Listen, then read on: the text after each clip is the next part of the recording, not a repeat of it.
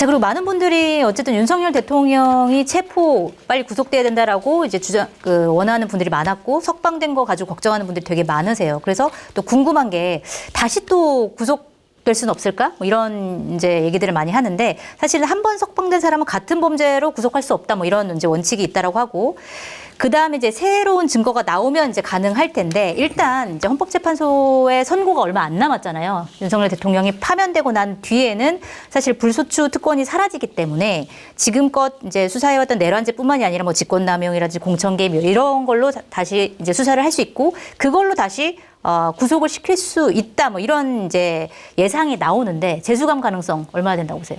저는 매우 높다고 봐요. 예. 네. 근데 근래 가까운 시일 내에 되기는 좀 어려울 겁니다. 그래요? 예, 예. 네. 그러니까 그 가까운 시기라는 게 이번 달 내에 다시 구속되고 그거는 좀 어렵게 보여요. 네. 이게 그러니까 지금 이 대선 국면이 되잖아요. 사실은 대선 국면이 되면은 대부분의 수사기관들이 또 눈치를 보잖아요. 뭐가 됐든. 네. 아직도 그러니까 이제 여당보다는 야당이 이게 가능성이 높다라고 하지만은 네. 뭐 100%라고 또 볼 수 없잖아요. 그러다 보면은 수사기관들도 이제 간을 볼 겁니다. 결국은 이거는 윤석열이 구속되는 거는 다시 정권 교체가 되고 그래야 다시 가능하지 않을까 저는 네. 그렇게 보고 정무적으로도 아마 민주당에서는 구속 안 되길 원할 수도 있어요, 사실은. 윤석열 대통령이 밖에 있는 게 유리하다? 밖에 있어서 막 이제 아무 소리나 하고 뭐 이렇게 어퍼컷 집회 나와서 어퍼컷도 한두 번씩 해주고 막 이렇게 막 그렇게 해주는 게 그러면 이제 심판론이 작동할 거예요. 이게 대선은 일반적으로는 이제 회고적 투표를 하기보다는 전망적 투표. 그래서 지난 일은 있고 누가 더 잘할 거냐 이런 거를 이제 보는 게 일반적이잖아요. 그렇죠. 그런데 이거는 회고적 투표가 강하게 심판 선거가 될 수도 있겠다. 윤석열 때문에 네. 망했어요 국힘 제가 보기에는. 빨간 옷 입은 분이 좀 설명 좀. 알겠습니다. 아니, 그러니까 이론적으로는 이달 중에도 구속 가능성이 있죠. 왜 그러냐면 어쨌든 탄핵이 이번 주에 인용되면 불소추 특권이 해제가 되고 다른 혐의로 소환을 통보하면 안 나올 거 아니에요. 네. 그러면 이제 소환이 3번 불응하면 체포 사유가 됩니다. 네. 그래서 구속될 수 있어요. 그래서 안 나올 거거든요. 끝까지. 관저에서 안 나올지도 몰라요. 파면돼도 관저에서도 안 나올 수 있다. 그래서 아마 이제 대통령실을 세종으로 이전하자고 이재명 대표가 얘기한지 모르겠는데 그래서 저는 구속 가능성이 없진 않다. 네. 다만 이제 정무적으로 봤을 때 아까 민주당은 원하지 않을 거다. 정무적으로 봤을 때 국민의힘이 원할 수 있어요. 국민의힘은 윤석열이 구속돼 있어야 대선을 치를 수가 있습니다. 네. 내란 수계가 밖에 나와가지고 막 떠들기 시작하면 네. 국민의힘이 대선을 정상적으로 치를 수가 없어요. 지금 조마조마하신 분들이 많으실 것 같아요. 국민의힘. 그래서 민주당은 원하지 않아도 국민의힘이 원하기 때문에 구속될 수도 있어요. 알겠습니다. 자, 이번에는 탄핵 심판 일정에 관해서 좀 여쭤보고 싶은데 사실은 많은 분들이 예상을 한 게 이번 주 금요일 그러니까 14일에 선고가 내려질 것이다 이렇게 예상들을 많이 했는데 지금 국민의힘에서 헌법재판소 공격을 더 세게 하고 있습니다. 지금 이거 헌법재판소도 절차적인 문제가 많기 때문에 처음부터 다시 시작해야 된다는 등 여러 가지 얘기를 하고 있는데 자, 어떻게 선고에 영향을 미칠지 이번 주 선고가 가능할지 어떻게 보세요? 결과에 미칠 영향은 없다고 보고요. 네. 다만 이제 평의가 좀 길어지지 않을까 이런 관측을 하는데 네. 근데 저는 지금 이 혼란을 빠르게 정리하는 방법이 뭘까? 헌법재판관들도 그런 고민을 해야 된다고 보고 아마 할 거라고 봅니다. 그거는 빨리 결정하는 겁니다. 네. 이게 길어지면 길어질수록 혼란이 더 커질 수 있기 때문에 이미 이제 그 이전에 대통령 탄핵 사례로 봤을 때 충분히 저는 평의 시간을 썼다고 보고요. 그리고 너무 직관적으로 전 국민이 목격자잖아요. 그렇죠. 전 국민이 증인이고 이런 상황에서 뭐 일부 정치 절차상에 그것도 형사사건 전개의 절차상의 문제가 제기됐다고 하더라도 네. 탄핵 심판의 본질에 아무런 영향을 안 주기 때문에 빨리 결정해야 된다. 그리고 결정 날 것 같아요. 결정할 것 같아요. 네, 어떻게 보세요? 예, 뭐 지금 변론을 재개해야 된다. 뭐 네. 국민의힘이나 보수 진영에서 얘기를 하는 게 아니면 뭐 결정을 좀 더 뒤로 연기해야 된다. 아니면은 아예 탄핵을 기각해야 된다. 뭐 이런 주장들이 나오는 것 같아요. 제가 보기에는 탄핵 기각은 원래 맨날 탄핵 기각 얘기했으니까 사실은 큰 의미는 없는 것 같고 네. 헌재에서 아마 변론을 재개하진 않더라도 심사숙고하기 위해서 조금 시간을 조금 더 많이 회의를 하는 거는 아마 검토를 했을 수도 있을 것 같아요. 네. 근데 저는 더 늦어질 것 같진 않아요. 그래요? 네, 저 박원석 의원님이랑 비슷한데 이게 그러니까 시간을 끌어가지고 다른 결론이 나오거나 뭐 그러지는 않을 것 같습니다. 다만 저는 가능성 하나는 만장일치가 아니라 예를 네. 들면은 한 명 정도는 기각 뭐 이렇게 나오게 될 여지가 지금 이게 모든 게 다 약간 지금 뭐 여러 가지 바깥에서 우리나라에 벌어지고 있는 것들이 다 약간 정치 투쟁화 지금 되고 있어서 헌재는 그러지 않기를 원하고 않는 게 좋은데 네. 그렇게 될 가능성도 배제할 수 없겠다. 네. 예, 뭐 그런 생각은 들어요. 그럼에도 불구하고 탄핵이 전체가 기각되는 거는 저는 절대 있을 수 없다. 탄핵이 아마 인용이 돼서 파면될 거라는 거고 네. 이게 가장 핵심은 어쨌든 구속 취소가 돼가지고 이게 뭐 절차적으로 문제가 있는데 이거는 구속의 그 산정하는 기간이 문제가 있는 거니까 계엄 때 일어난 일하고는 아무런 상관이 없어요. 그러니까. 벌어진 일이 이미 벌어진 거고. 그냥 논리적으로 그냥 봐도 이거를 뭐 누구를 갖다 넣어봐도 그냥 이거는 구속을 함에 있어서의 계산 문제잖아요. 그러니까.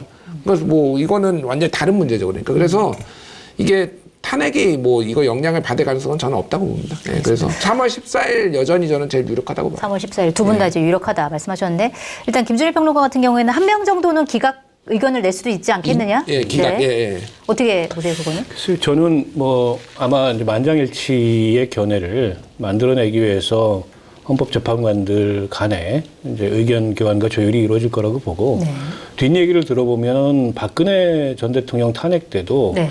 애초에는 한 6대2 정도였다 그래요. 아, 그래요? 의견 분포가. 네.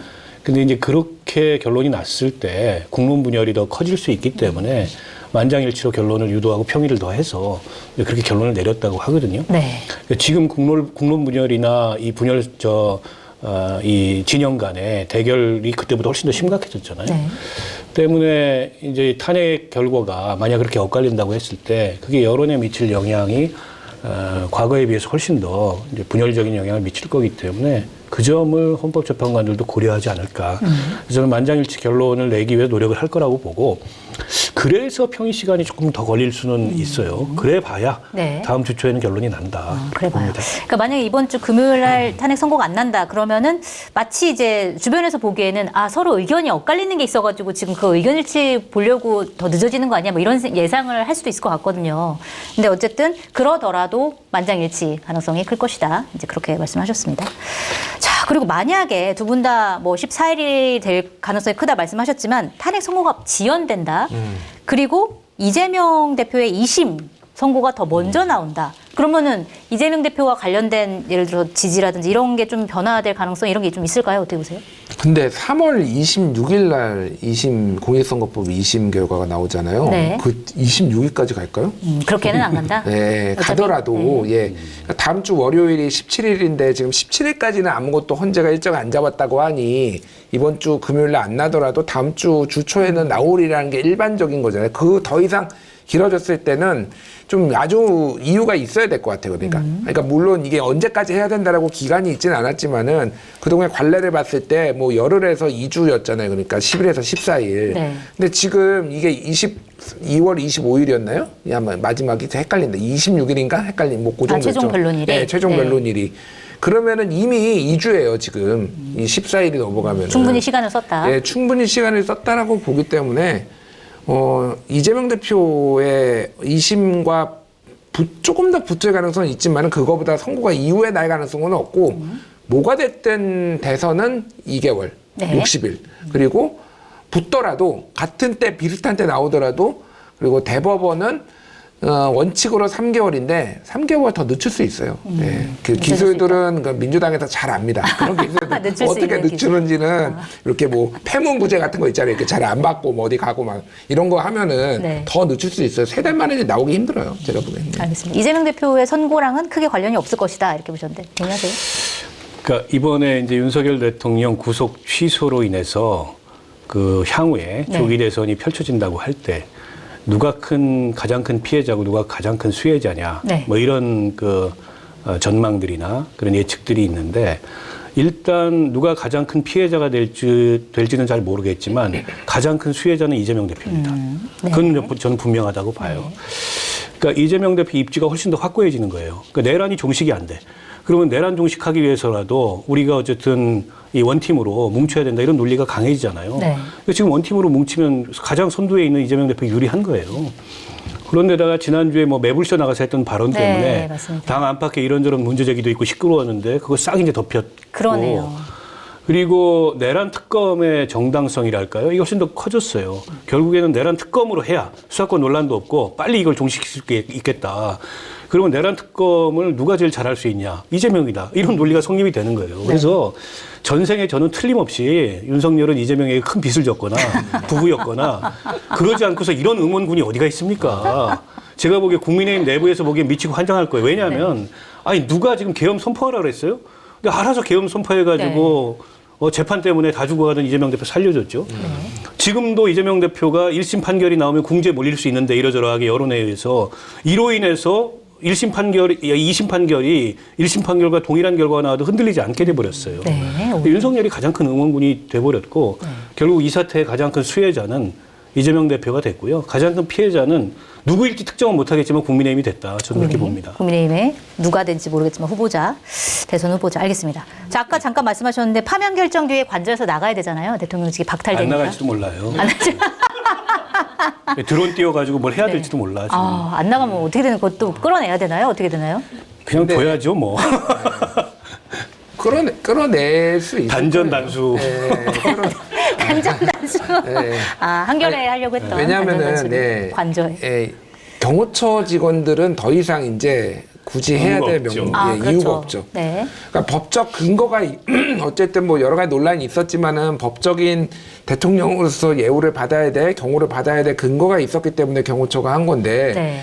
지금 솔직히 저는 제일 불쌍한 게 경호처 직원들이에요. 왜 그러냐면은 그때 몇몇 빼놓고는 이광우 뭐 이제 김성훈 빼놓고는 사실상 이제 뒷짐지고 그냥 프리패스 해준 거잖아요. 네. 그 사람들 지금 다 보복할 거 아니에요. 윤석열이 보복할 가능성이 있으니 다 떨고 있을 겁니다. 이 사람들이 경호할 마음이 날까요? 그러니까 영이 안 쓸 겁니다. 특히 이제 파면되면은 우리가 이제 할 명분이 없다라고 해서 저는 안 나올 가능성을 배제할 수 없지만은 금방 제압될 거다. 금방. 제압될 수밖에 없다. 일단 경호처가 법적으로 보호할 의무가 없기 때문에 알겠습니다.